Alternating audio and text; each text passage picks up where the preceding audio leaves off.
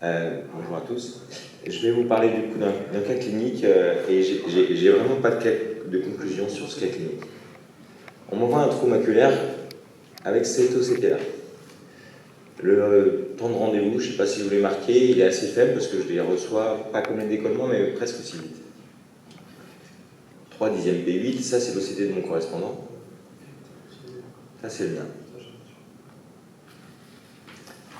Et stade 1B, on en discutera avec Didier, etc. J'avais déjà programmé, je crois même avant de voir la patiente, pour avoir une date, un truc précis et rapide.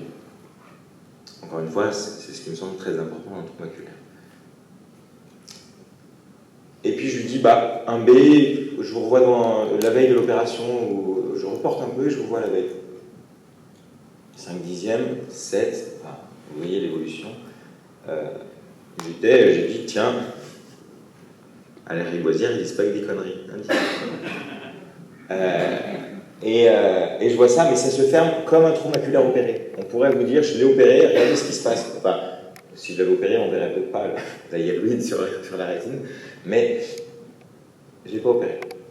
Je lui dis, très bien, c'est le 10e P2, c'est décrit, elle était jeune, elle était fac, enfin jeune, c'est pas 20 ans, mais vraiment 52, 3, je l'ai lu au début. 4 ans plus tard. Elle avait toujours une zone de partage des os.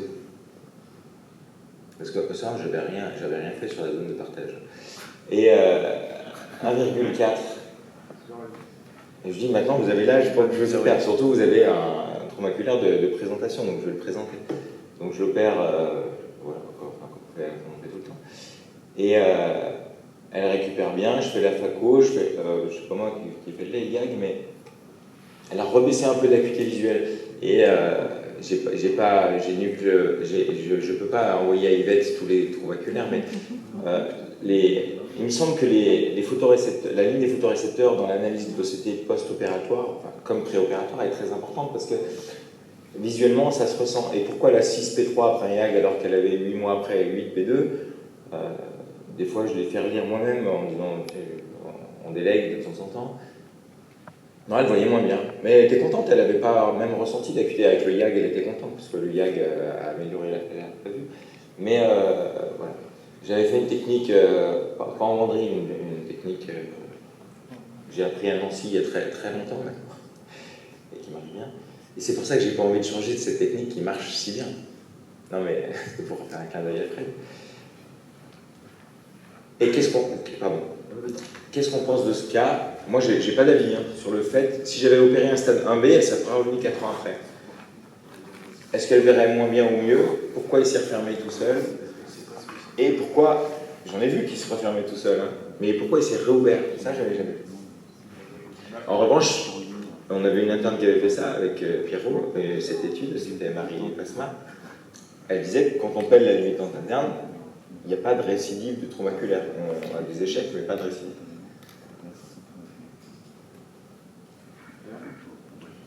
Moi, je pose une question. Alors, des questions?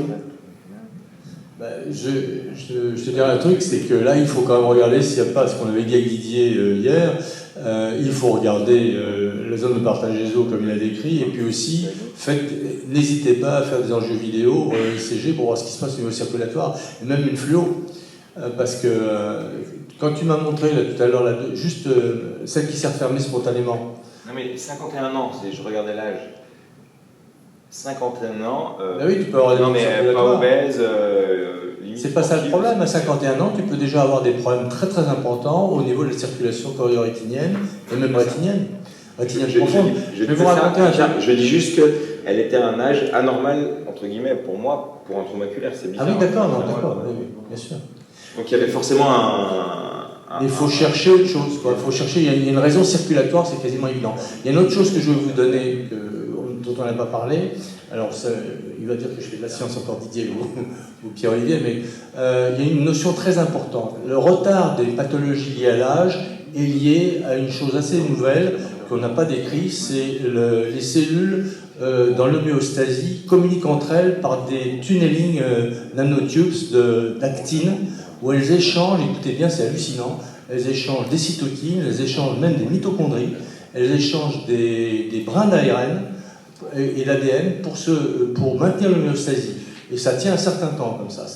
Et donc c'est ça qui retarde les éléments liés à l'âge dans la pathologie. Or, vous avez, dans une culture d'ARPE 19, Wittig a publié un truc où on les voit très très bien. Moi, j'ai la photo, je pourrais vous la passer si vous voulez. Et c'est hallucinant de voir ça. Et c'est ça qui retarde les choses. Et ça survient à entre la 5e et 6e décennie. Donc là, on est dedans. Hein. Donc elle a probablement quelque chose qui déconne au niveau de l'homéostasie ou l'homéodynamique intercellulaire. Et probablement en rapport aussi avec les éléments circulatoires où la Water-Shodnome dont parlait Didier.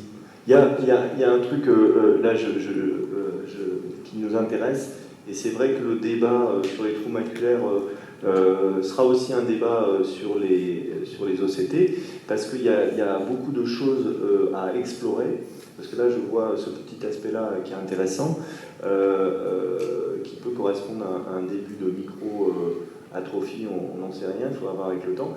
Mais ça c'est très intéressant, je pense qu'on a dans nos approches maintenant d'évaluation des résultats, toute une démarche à faire avec des spécialistes de l'OCT et avec les nouveaux OCT qui vont peut-être nous expliquer des choses qu'on n'avait pas vues ou qu'on n'avait pas compris. La médecine est très intéressante actuellement, en tout cas pour nous, parce qu'elle évolue dans nos explorations de manière incroyable.